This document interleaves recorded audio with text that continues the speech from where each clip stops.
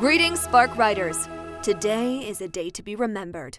Our Prosperity engineers worked wonders, and I am honored to unveil the latest version of the Spark ship, with its onboard supercomputer, Iris. It is with them that you will accomplish all your missions. You will have to navigate through the vast and ruthless environments of the universe to reach your destination and save humanity. But as you know, space is crawling with hostile aliens, ready to do anything to destroy us. With almost complete certainty of implosion and such a small chance of success. Ready? Start by launching the Spark Riders 3000 application on your smartphone. This will be your guide through the mission. Now, let's set things up. Take the 7 tiles representing the Spark's rooms and assemble them in the center of your gaming area. Make sure it's clean. If the cockpit, the Nexus, or the 2 thruster rooms are destroyed, the Spark will explode. The mission will fail, and the aliens will triumph, meaning game over. Protect them at all cost. In front of the Spark, place the shuffled stack of Prosperity cards face down, and the 6 purple crystals. Place the 5 construction cards in their corresponding construction elements. Then, position the stack of 3 environment cards in front of the cockpit. Nearly forgot. Keep the dice close at hand. You will need them. Our enemies, the aliens, are threatening our universe. Face the speeders, fast and unpredictable. The pirates, armed to the teeth. And of course, the bosses and their massive ships with unparalleled firepower. Sweating yet? Should I keep going? Each alien will be a greater threat if equipped with a force field or lasers. Aliens will appear at the rear of your ship, so place the 7 alien tiles with their equipment. 6 turrets, 6 force fields, 6 lasers, and 6 armor tokens. And you are all set, so let's get the crew ready. Each rider is known for their exploits across the galaxy, but you must make a choice to select your crew. Each player chooses 1 member of the crew and take their standee, their character sheet, and their help token. If you play alone, select 2 riders. Each rider has a unique ability and help actions that give bonuses. Igor is an excellent pilot. Nova will never miss a shot. Alex can fix anything in no time. Zen is incredibly fast. And Owen, a pro in crystal recovery. During a mission, you will gain crystals and acquire Prosperity items and pieces of gear. You will place these cards next to your character sheet to use them. Now that everything is on the table, let me introduce you to the Spark. This combat ship can travel at extreme speed and resist the most critical situations. It consists of 8 rooms. Here are the cockpit and the Nexus. They are the beating heart of the Spark. If one of them is destroyed, the mission fails. From the cockpit, you can take manual control of the Spark and pilot instead of Iris. In the Nexus, you store the crystals that will earn you Prosperity cards and the component tokens that allow you to build Spark upgrades. In the engine room and the cargo bay, you will find the left and right thrusters. If these 2 rooms are destroyed, it's game over. The thruster's tokens indicate its power level. A thruster level 3 allows the Spark to reach its maximum speed. A level 2 or 1, you are losing speed. And if you reach level 0, the thruster is out of service. Its condition may deteriorate, so you must repair it before implosion.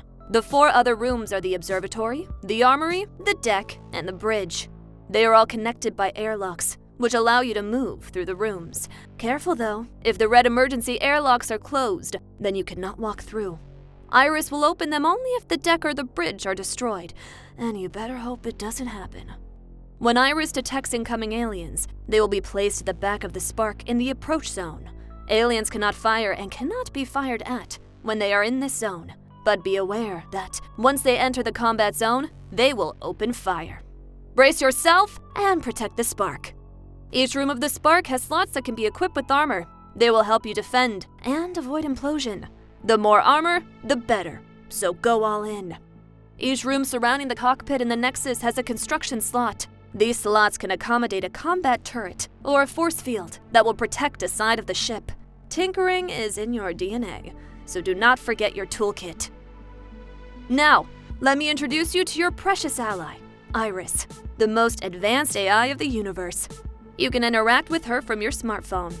On her amazing interface, she displays the current speed of the Spark, the current space environment, visually represented by the cards on the board. Iris reminds you of their advantages and disadvantages.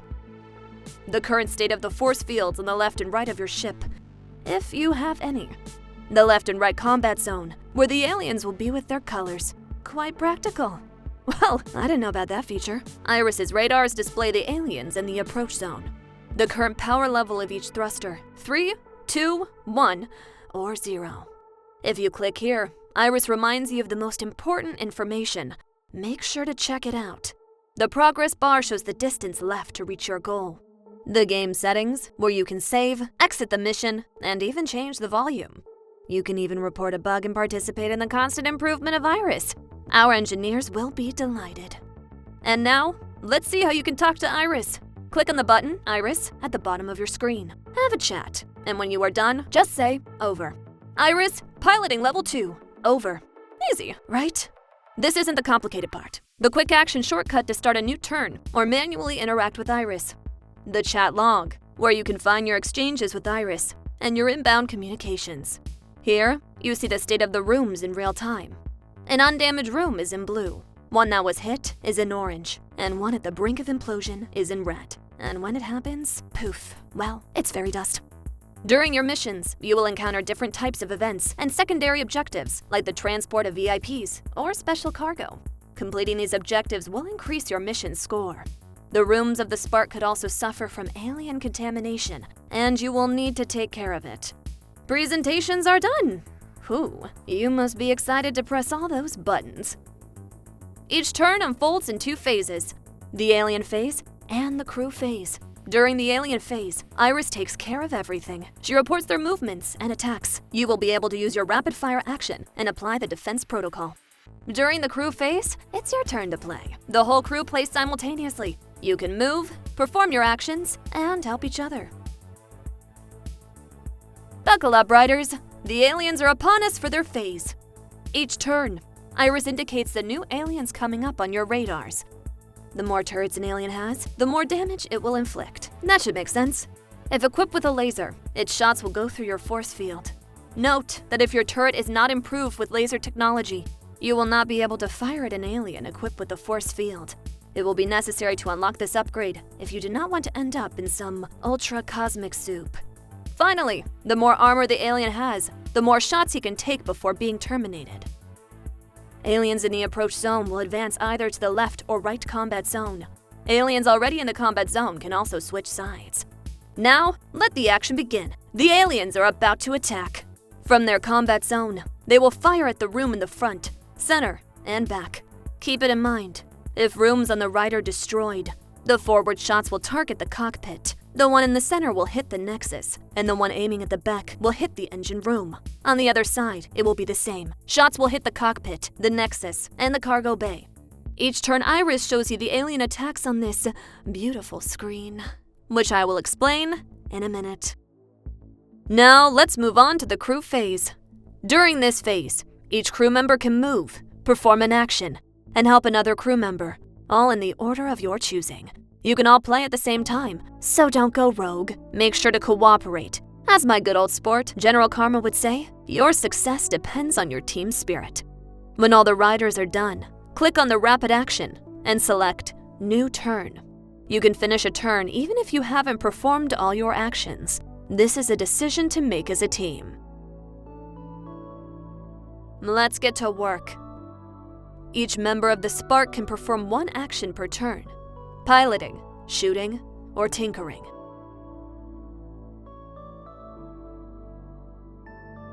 Let's get moving.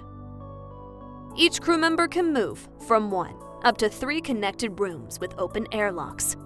Several crew members may cross or occupy the same room. Careful! If during your movement you choose to perform an action, your movement ends immediately and can't be continued after the action. Let's dive right in, starting with how to pilot. Iris takes care of the Spark autopilot, but only your piloting skills will allow you to speed things up and get out of trouble in a flash.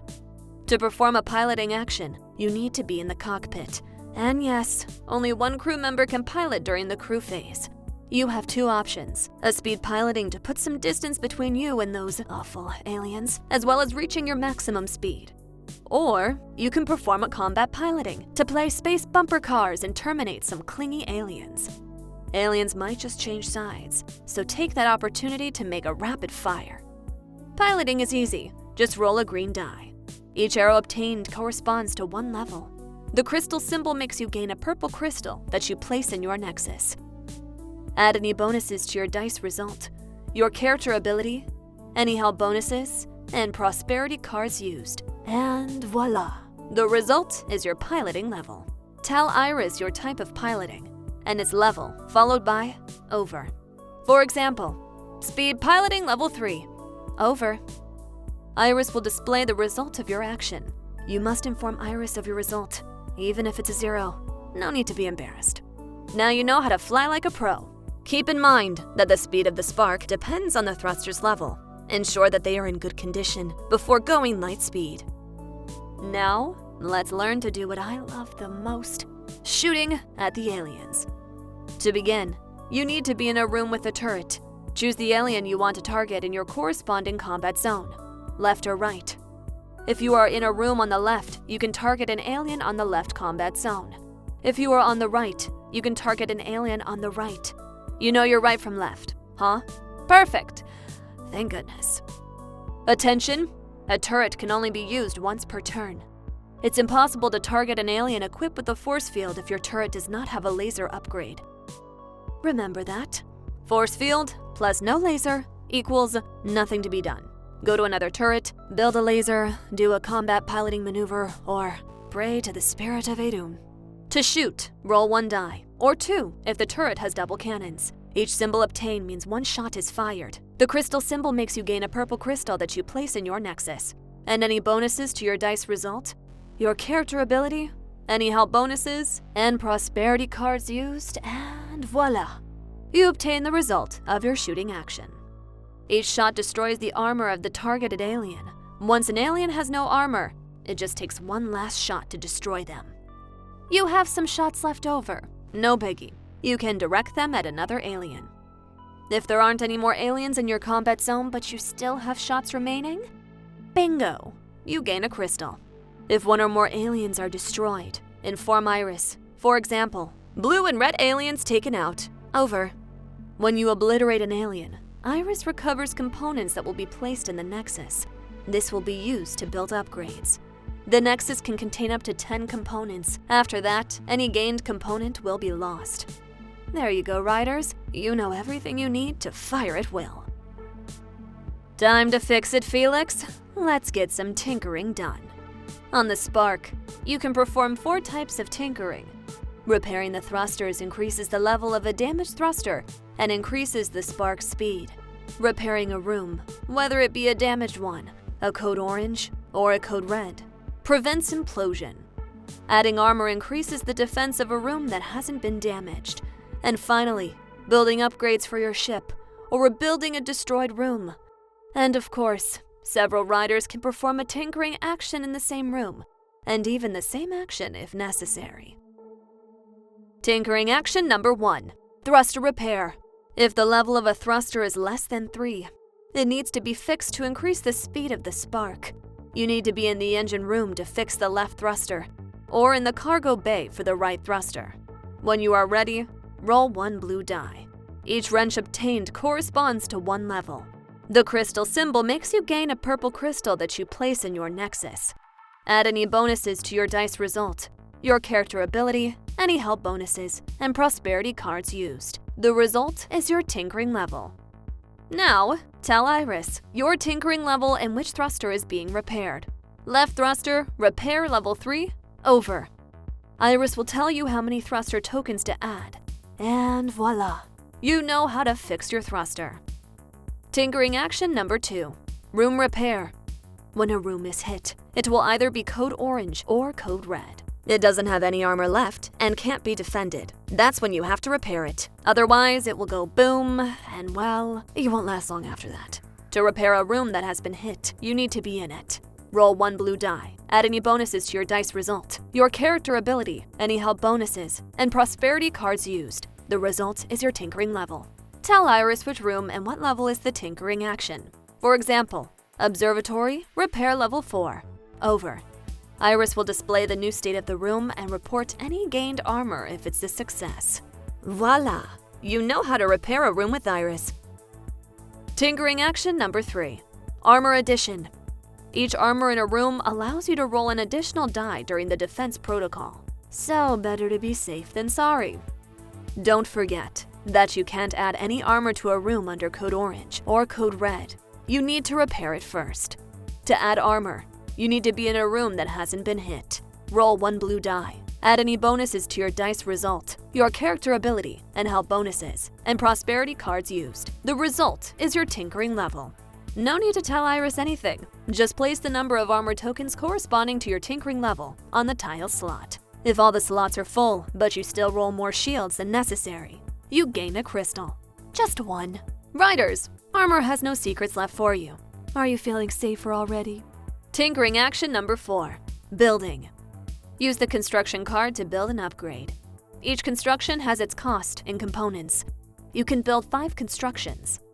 A turret. Build it on a free construction slot to be able to shoot from the chosen room. A double cannon. Upgrade an existing turret to add another red die to your shooting action. A laser. Upgrade an existing turret to shoot against aliens equipped with a force field. Without a laser, aliens will annihilate you. A force field generator.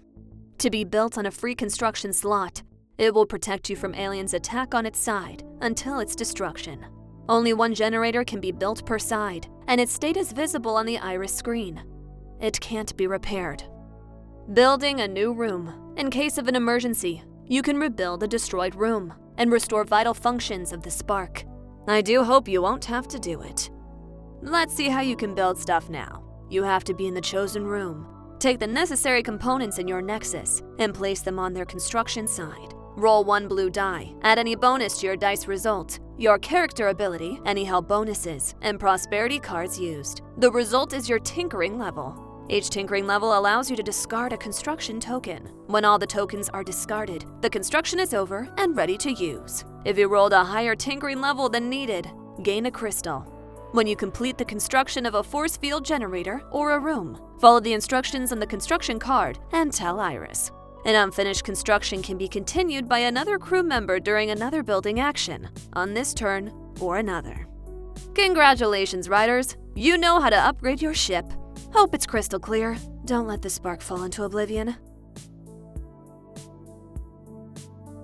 Helping other crewmates. Riders who thought they could win on their own without a helping hand were all turned to dust by our dear aliens, so let's avoid that. To perform a help action, place your help token in the room you are in, or in one of the rooms you are moving through. You can leave your token so that another crew member uses it later when they perform an action. But you can also give your help token after your crewmate rolls their dice. To use a help bonus, take the help token in the room you are in. Before or after rolling your dice, add to your action the bonus of your choice among the number 1, 2, or 3 helping bonuses of your crewmate. To use the help bonus number 3, the crew member must have a prosperity item or gear card of the color displayed on your crewmate character sheet. A crew member can use multiple help bonuses during their action. Obviously, you can't add your own bonus to yourself. I know you thought about that, you sly fox. Let's take an example. We are in the crew phase. Alex, Igor, and Nova are in position. They have a plan. Igor is piloting, but his dice roll ain't looking too good. Alex steps in and gives her help action. Igor uses it to complete his piloting action. Alex moves, and Igor too. Igor leaves his help token when leaving. Alex tries a shooting action with the help of Igor, but it's not enough. Nova arrives and gives her help token to Alex, who is now able to perform her shooting action. Igor and Nova end their movements, and the journey can go on. Here is some solid teamwork. Riders, your destiny is in your hands. Let's talk about crystals. When performing actions and rolling the crystal symbols, you gain crystals. Prosperity will need them to send you equipment. Remember one thing. If you roll a crystal, but decide to re-roll your die, you won't gain that crystal. You only gain a crystal on your final roll. Be fair, riders. When you gain a crystal, place it on the dispenser at the center of your nexus. The number of crystals needed to fill the dispenser depends on the number of players. With 2 players, you need 4 crystals. With 3 players, you need 5. And with 4, you need 6. All in. When the dispenser is full, discard the crystals from the tile, and each crew member draws a prosperity card. The prosperity cards are items and gears that will boost your piloting, shooting, and tinkering actions. The yellow cards will boost the spark, while the purple will be your character. Each card has a description that tells you how to use it. Some cards need to be activated through Iris. You just need to tell her the written command. There are 2 types of cards. Item cards, the ones with the little capsule, are disposable. The item card must be discarded after use, and you can have as many as you wish. 2 crew members in the same room can exchange items. On the other hand, gear cards are identified by the little backpack. Their effects are continuous for the crew member who owns one. You can't exchange it with someone else. Each crew member can't have more than 3 pieces of gear at a time. If you already have 3, you can discard the one of your choosing to replace it. Use those prosperity cards wisely. Well, looks like we're wrapping up. If you need assistance, Iris is there for you. And additionally, you can find a rules reminder at the back of your character sheet and at the back of the rulebook. They're pretty nice at Arcata. They wanted to make sure you don't feel lost and have a good time. In space, each mission is a test and each challenge is an opportunity to show what humanity is capable of. Together, you will overcome everything that awaits you. Riders, assemble! Good luck, but I don't think you'll need it.